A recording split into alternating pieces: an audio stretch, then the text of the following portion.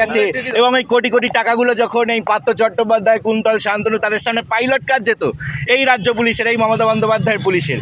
কিন্তু দুর্ভাগ্য যে এই পুলিশ প্রশাসনকে আমরা দেখতে পাই কখন তাদের এই সক্রিয়তা থাকে, কখন যখন কসবাতে যারা যোগ্য চাকরি প্রার্থী, যারা যোগ্য শিক্ষক শিক্ষিকারা তারা যখন তাদের ন্যায্য চাকরিগুলো ফেরত পেতে যায়, তখন তাদেরকে এই পুলিশ কিন্তু লাঠিচার্জ করে এবং অসম্মানের সাথে লাথি মারে।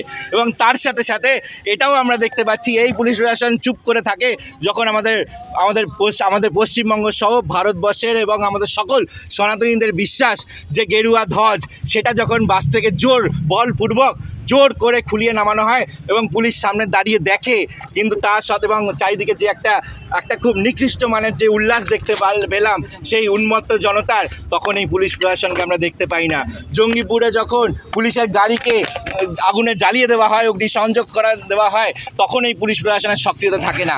কিন্তু যখন ন্যায্য চাকরি প্রার্থী যাদের থেকে তৃণমূলই চাকরি চুরি করে নিয়ে গেল, তখন তাদের ওপর লাঠিচার্জ করতে এই পুলিশের অতি সক্রিয়তা দেখতে পাই। বাংলা খবর, আপনার রাজনীতি, আপনার আওয়াজ।